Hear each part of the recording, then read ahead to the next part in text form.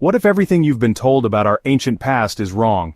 What if the greatest civilization in human history has been deliberately hidden from you? The truth is out there, beneath the waves of the Atlantic Ocean, waiting to be rediscovered. The Azores. 9 isolated islands in the middle of the Atlantic.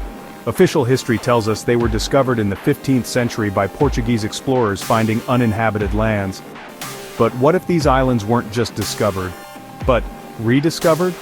What if they represent the mountaintops of a vast sunken continent? The last vestiges of the most advanced civilization that ever existed. Think about it. The classical account of Atlantis describes a maritime power located in front of the Pillars of Hercules, the ancient name for the Strait of Gibraltar.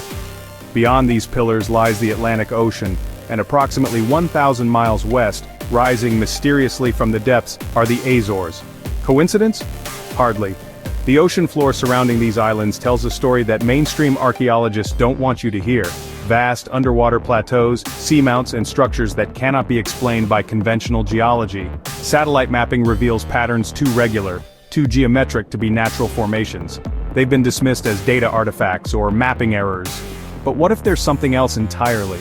What if they're the ruins of a civilization that thrived over 12,000 years ago? Consider the evidence hiding in plain sight. The islands themselves are volcanic in origin, yes, but they sit atop the mid-Atlantic ridge, precisely where Plato described Atlantis in his dialogues. He spoke of a land larger than Libya and Asia combined. He wrote of a civilization with technologies and knowledge far beyond what should have been possible in that era. The timing is crucial. Approximately 12,000 years ago, at the end of the last ice age, sea levels rose dramatically. This catastrophic event, known as the Younger Dryas impact, caused global flooding on an unimaginable scale. Civilizations wouldn't just have been damaged, they would have been erased from history. Listen carefully. Ancient texts from cultures separated by oceans all tell the same story, a great flood that destroyed an advanced civilization. The similarities between these accounts cannot be dismissed as mere coincidence. But the truth goes deeper, much deeper. Core samples taken from the Azores Plateau reveal something extraordinary. Traces of freshwater diatoms, microscopic algae that cannot survive in saltwater environments, found hundreds of meters below the ocean's surface. How did freshwater organisms end up so deep beneath the Atlantic? The only logical explanation is that these areas were once above sea level. The indigenous legends of ancient cultures along the Atlantic Rim, from the Basques of Spain to the natives of Brazil, all speak of a homeland in the Western Ocean. They describe a place of great knowledge, technology, and spiritual advancement that was swallowed by the sea. The specific details vary, but the core story remains the same. Why is this significant? Because these cultures had no contact with each other, no way to coordinate their myths. Yet they all point to the same location, the same event, the same lost world. The oceanographic evidence is compelling. The Azores Plateau, also known as the Azores microplate, is an anomaly. Unlike other volcanic island chains, these islands sit atop a massive underwater plateau that doesn't conform to standard models of plate tectonics. Scientists have struggled to explain its formation through conventional geological processes. Now, consider what was found in 2013 during a supposedly routine mapping expedition. Sonar images revealed perfectly straight lines forming what appeared to be a grid pattern over an area of approximately 60 square miles. When these findings were brought to the attention of mainstream scientific authorities, the response was immediate and suspicious. Equipment malfunction, data corruption. The original images were classified, restricted, hidden away. Ask yourself, why? What are they hiding? The underwater structures near the Azores display right angles, symmetrical formations, and geometric patterns that simply do not occur naturally. Nature doesn't create perfect 90-degree angles across massive underwater structures. Nature doesn't arrange stones in concentric circles spanning miles of ocean floor, but an advanced civilization would. Let's talk about the monoliths. Several massive stone structures have been identified beneath the water surrounding the Azores. These aren't just random boulders, they show evidence of precision cutting, smoothing, and positioning that would be challenging even with modern technology. How did they get there? And more importantly, who put them there? The official explanation? Unusual natural formations. But geologists who have risked their reputations to study these structures have come to a different conclusion. These are the remnants of monumental architecture, now lying hundreds of meters below sea level. The climate data tells us something equally shocking. Studies of ice cores from Greenland reveal that approximately 12,000 years ago, global temperatures rose abruptly by as much as 7 degrees Celsius in just a few decades. This sudden climate shift coincides perfectly with Plato's account of when Atlantis was destroyed. The timing is not a coincidence.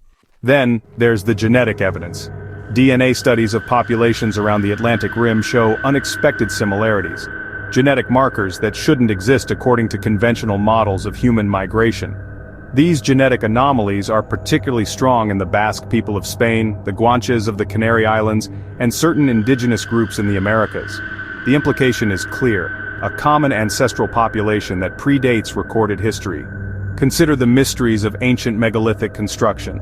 Sites like Göbekli Tepe in Turkey, dating back 12,000 years, precisely when Atlantis would have been at its peak. How did supposedly primitive hunter-gatherers suddenly develop the knowledge to quarry, transport, and arrange massive stone blocks with astronomical precision? Where did this knowledge come from? The answer is staring us in the face. They weren't primitive at all. They were the survivors, the refugees of a lost civilization centered in what is now the Azores.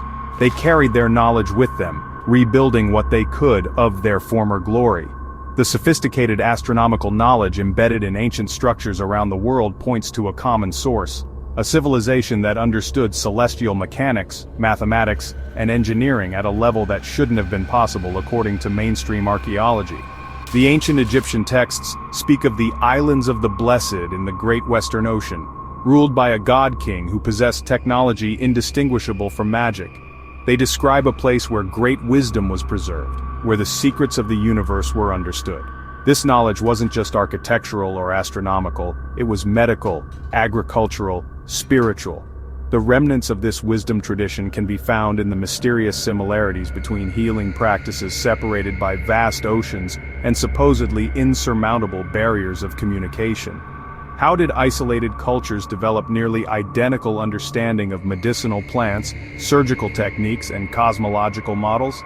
The conventional answer, that they all figured it out independently, stretches credibility beyond breaking point. But there's something even more compelling in the geological record. Around 12,000 years ago, the Earth experienced what scientists call meltwater pulse 1b, a sudden rise in sea levels by approximately 20 meters over a very short period. What could cause such a catastrophic flood?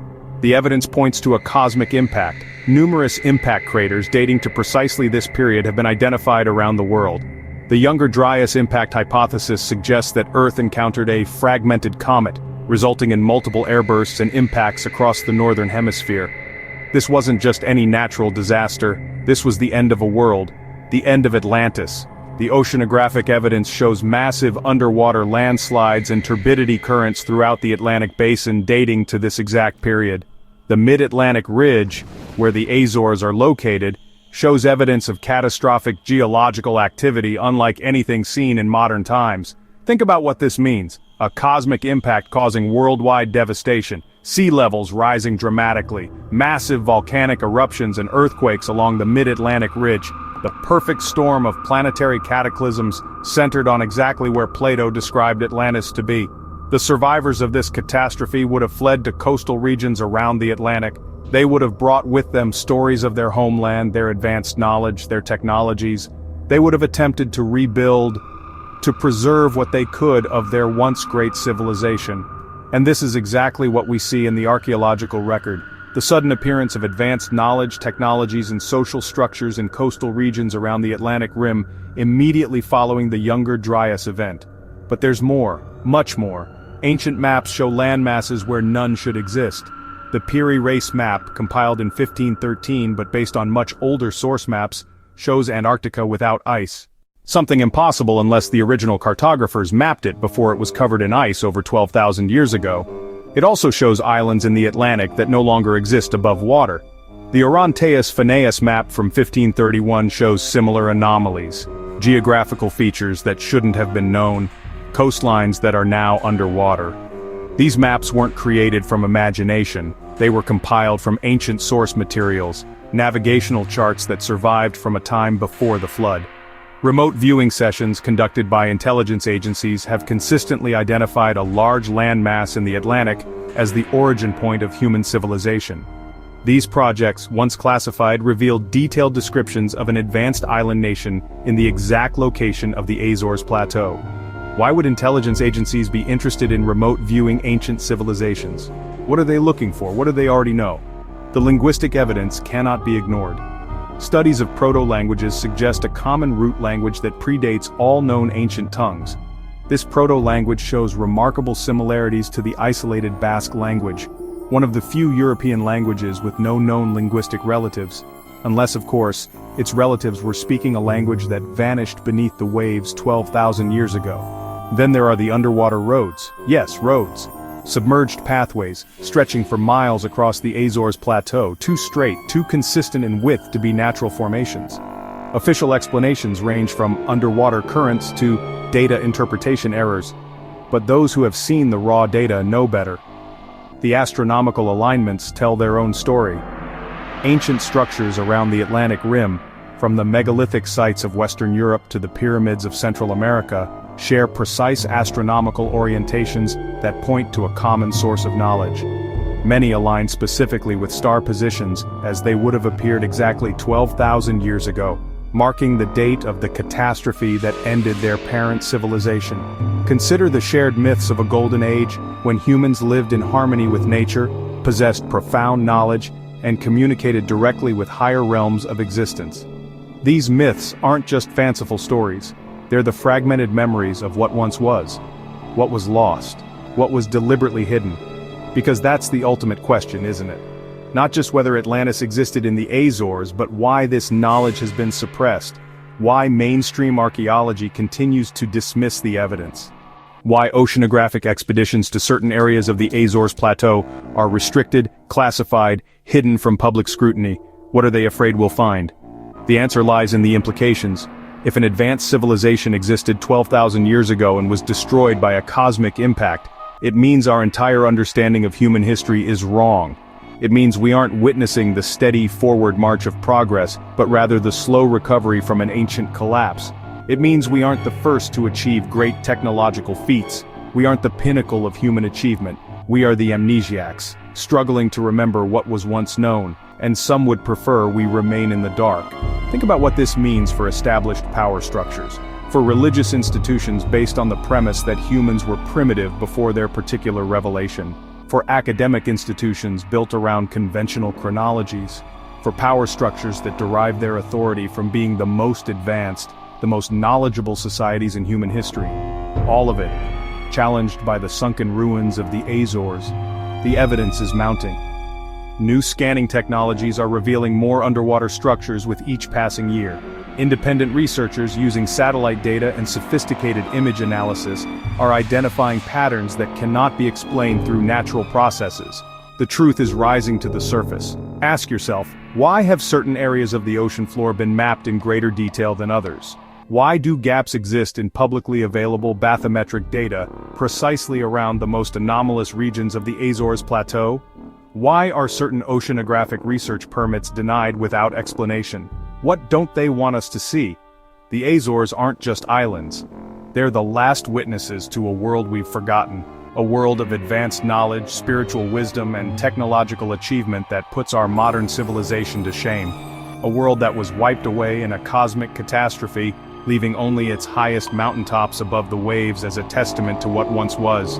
The evidence is there for those with eyes to see, in the underwater structures, in the ancient maps, in the genetic code of Atlantic populations, in the astronomical alignments of megalithic sites, in the shared myths of a golden age, in the Azores themselves, the last remnants of Atlantis hiding in plain sight. The truth cannot remain submerged forever. The waters are receding. The veil is lifting. Atlantis is calling. Are you listening?